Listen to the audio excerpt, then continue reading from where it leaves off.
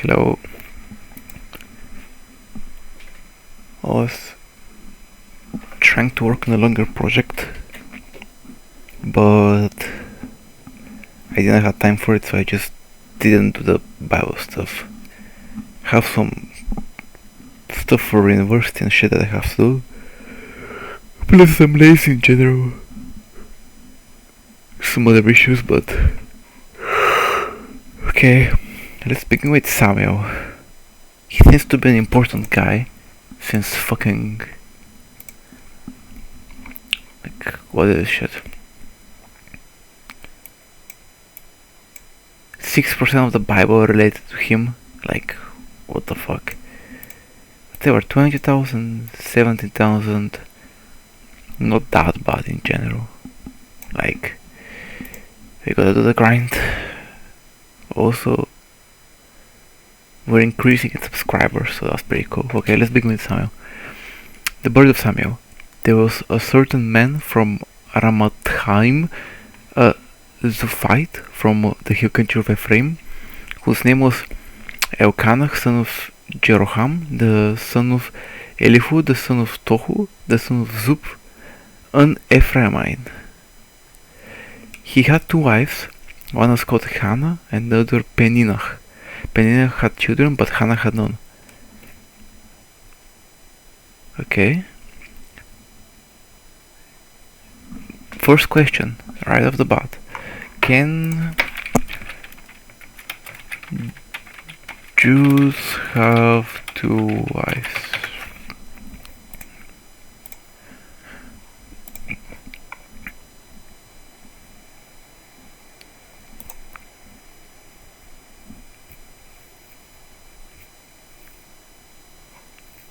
Okay, Arsa's Judaism.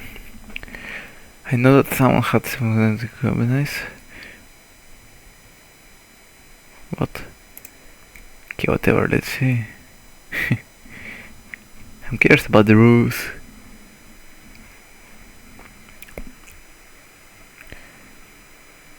Oh no, I just blocked myself. You have my Reddit account. Fuck you.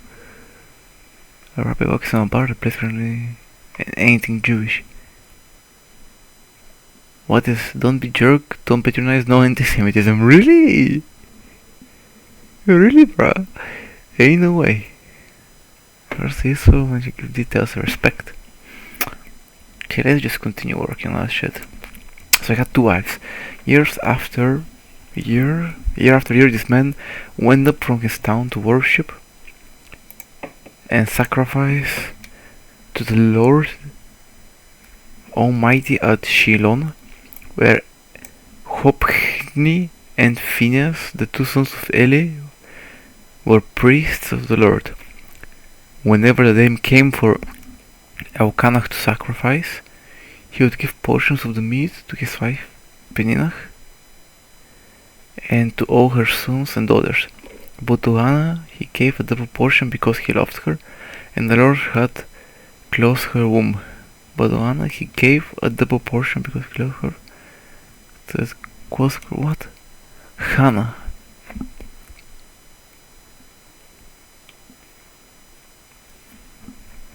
Hannah, okay, he gave two portions to Hannah. Because the Lord had chosen Hannah's womb, her rival kept provoking her in order to irritate her. This went on year after year. Whenever Hannah went up to the house of the Lord, her rival provoked her till she wept and would not eat. Her husband Elkanah would say to her, "Hannah, why are you weeping? Why don't you eat? Why you're downhearted? Hearted? Don't I mean more to you than 10 sons? What the fuck's happening?" Once, when they had finished eating and drinking in Shiloh, Hannah stood up. Now Eli the priest was sitting on his chair by the doorpost of the Lord's house. Eli the priest was sitting on his chair by the doorpost of the Lord's house. In her deep anguish, Hannah prayed to the Lord, weeping bitterly, and she made vows saying, "Lord Almighty, if you'd only look on your servant's misery and remember me, And don't forget your servant, but give her son, and I will give him to the Lord for the days of his life, with no razor will ever be used on his head. As she kept on praying to the Lord, Eli observed her mouth. Hannah was praying in her heart, and her lips were moving, but her voice was not heard. Eli thought she was drunk. He said to her, "How long are you going to stay drunk? Put away your wine." "Not so, my lord," Anna replied. "I am a woman who is deeply troubled. I have not been drinking." Eli. Was Eli the second wife? Who the fuck is Eli?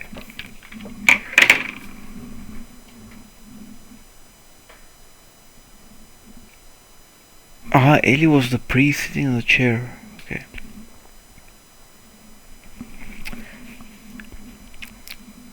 The trouble, I have not been drinking wine or beer. I was pouring out my soul to the Lord. Don't take your servant for a wicked woman. I have been praying here out of my great anguish and grief. Eli answered, "Go in peace, and may the Lord of Israel grant you what you have asked of him." She said, "May your servant find favor in your eyes." Then she went her way and ate something, and her face was no longer downcast. Early the next morning, they arose and worshipped before the Lord, and they went back to their house at Ramah. Elkanah made love to his wife, Hannah, and the Lord remembered her. So in the course of time, Hannah became pregnant and gave birth to a son. She named him Samuel, saying, "Because I asked the Lord for him." Hannah dedicated Samuel. Her husband Elkanah went up with all his family to offer the annual sacrifice to the Lord and to fulfill his vow. Hannah did not go. She said to her husband, "After the boy is weaned." What the fuck does weaned mean?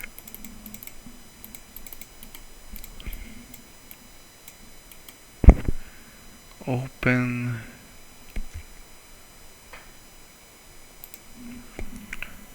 infant to food other than its mother's milk. A custom. Okay, I see. Wind. I will take him and present him before the Lord, and he will live there always. Does that seem best to you? Her husband. Oh, what's his name? Her husband Elkanah told her, "Stay here until you have weaned him. Only may the Lord make good his word." So the woman stayed at the house and nursed her son until he had weaned him. How do you pronounce that shit? Wean.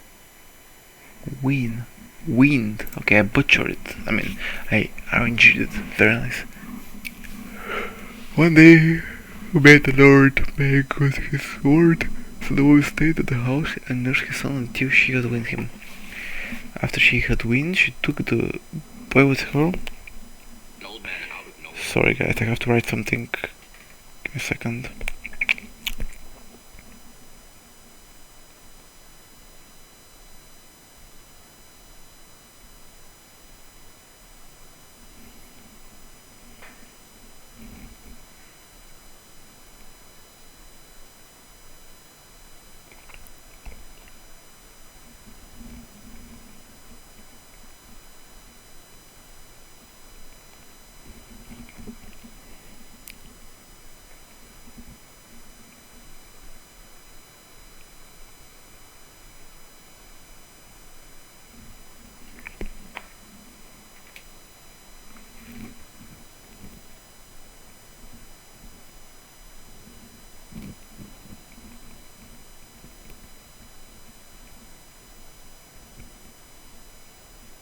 Okay. Among with a 3-year-old boy, she took the boy with her, young as he was, along with a 3-year-old boy, an ephah of flour, and a skin of wine, and brought him to the house of the Lord at Shiloh. When the bull had been sacrificed, they brought the boy to Eli. And she said to him, "Pardon me, my lord, as surely as you live, I am the woman who stood here beside you praying to the Lord. I prayed for this child, and the Lord has granted me what I asked for. So now I gave him to the Lord. For his whole life he has been given over. He will be given over to the Lord, and he worshipped the Lord there. Okay. How long? 10 minutes, whatever. Then Hannah prayed and said, My heart rejoices in the Lord my horn is lifted high, my mouth boasts over my enemies. For I delight in your deliverance. There is no one holy like the Lord, there is no one besides you, there is no rock like our God. Do not keep talking so proudly, or let my mouth speak such arrogance, for the Lord is a God who knows, and by him these are weighted. The paths of the warriors are broken, but those who stumbled are armed with strength. Those who hire themselves out for food, but those who are hungry and hungry no more. She who was barren and bore 7 children, but she who had many sons pines away. The Lord brings death and makes alive. He brings down to the graves and rises up. The Lord sends poverty and wealth. He humbles and he exalts. He raises the poor from the dust. Okay. And lifts the needy from the ash heap. He seats them with princes and has them inherit the throne of honor. For the foundations of the earth are the Lord's. On them he has set the world. He will guard the feet of his faithful servants, but the wicked will be silenced in the place of darkness. It is not by strength that one prevails. Those who oppose the Lord will be broken. The Most High will thunder from heaven. The Lord will judge the end of the earth. He will give strength to his king and exalt the horn of his anointed. Then Elkanah went home to Ramah, but the boy ministered before the Lord under Eli the priest. Eli's wicked sons. Eli's sons were scandalous, they had no regard for the Lord. Now it was the practice of the priest that whenever any of the people offered a sacrifice, the priest servant would come with a large pronged fork in his hand while the meat was being boiled. Okay. He would plunge the fork into the pan, or kettle, or cauldron, or pot. Whether the fork brought up, the priest would take for himself. This is how they treated all the Israelites who came to Shiloh. But even before the fat was burned, the priest servant would come and say to the person who was sacrificing, give the priest some meat to roast. He won't accept both meat from you, but only raw. If the person said to him, let the fat be burned first, and then take whatever you want, the servant would answer, no, hand it over. If you don't, I will take it by force. This sin of the young man was very great in the Lord's sight. For they were treating the Lord's offering with contempt, but Samuel was ministering before the Lord, a boy wearing a linen ephod. Each year his mother made him a little robe and took it with him when she went up with her husband to offer the annual sacrifice. Eli would bless Elkanah and his wife, saying, may the Lord give you children by this woman, to take the place of the one she prayed for and gave to the Lord. Then they would go home. Okay, I'm starting 21. Oh, I can read this one as well, okay. They would go home. 21. And the Lord was gracious to Hannah. She gave birth to 3 sons and 2 daughters. Meanwhile, the boy Samuel grew up in the presence of the Lord. Now Eli, who was very old, heard about everything his sons were doing to all Israel, and how they slept with the woman who served at the entrance of the tent of meetings. So he said to them, why do you do such things? I hear from all the people about those wicked deeds of yours. No, my sons, the report I hear spreading among the Lord's people is not good. If one person sins against another, God may mediate from the offender, but if anyone sins against the Lord, God will intercede for them. Who will intercede for them? His sons, however, did not listen to his father's rebuke, for it was the Lord who will put them to death. And the boy Samuel continued to grow in stature and in favor with the Lord and his people, prophesying against the house of Eli. Now a man of God came to Eli and said to him, "This is what the Lord says.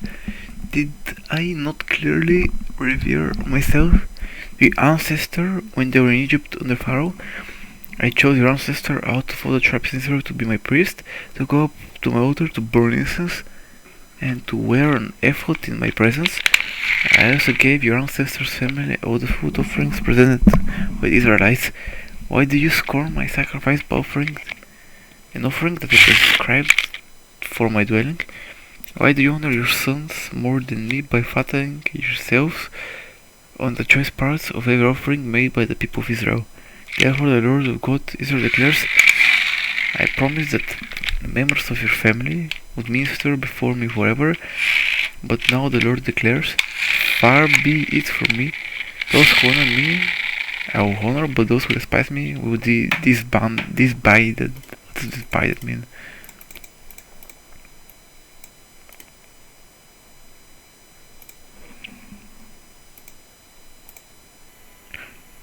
Unworthy, okay. The time is coming when I cut short your strength and the strength of your priestly house, so that no one in it will reach old age. Okay, is that hearable? That's pretty cool. Old age.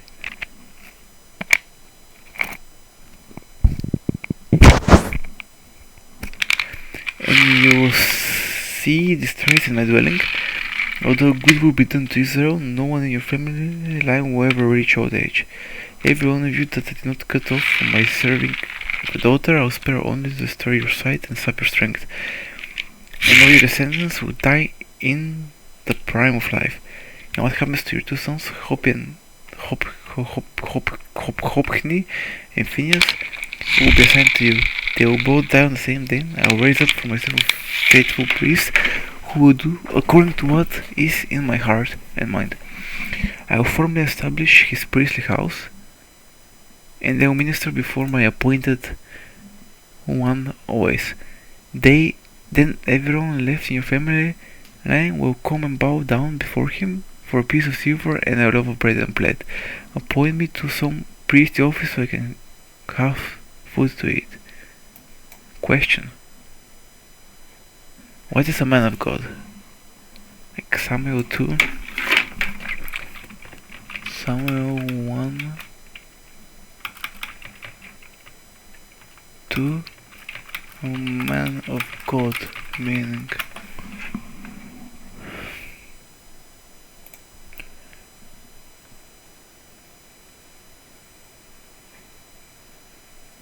okay, so it's just a okay, so interesting stuff for now. The Lord calls Samuel.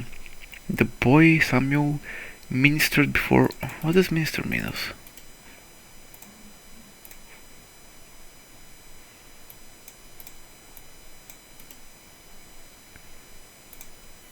Minister attends to. Okay, cool. Before the Lord under Eli. In those days the word of the Lord was rare. There was not many visions.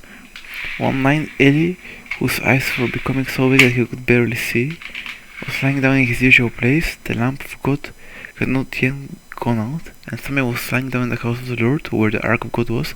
Then the Lord called Samuel. Samuel answered, Here I am. And he ran to Eli and said, Here I am, you called me. But Eli said, I did not call you, go back and lie down. So he went and lay down. The Lord called Samuel, and Samuel got up and went to Eli and said, Here I am, you called me. And my son, Eli, said, I did not call you, go back and lie down. Now Samuel did not yet know the Lord. The word of the Lord had not yet been revealed to him. The third time the Lord called Samuel, and Samuel got up and went to Eli and said, Here I am, you called. Then Eli realized that the Lord was calling the boy. So Eli told Samuel, go and lie down, and he calls you. You say, speak, Lord, for your servant is listening. So Samuel went down and lay in a place. The Lord came and stood there, calling as the other time, Samuel, Samuel, and the Lord, and Samuel said, speak, for your servant is listening. And the Lord said to Samuel, see, I am about to do something in Israel that will make the ears of everyone who hears about it tingle. At that time I will carry out against Eli everything I spoke against his family from beginning to end. For I told him that I will judge his family forever because of the thing he knew about.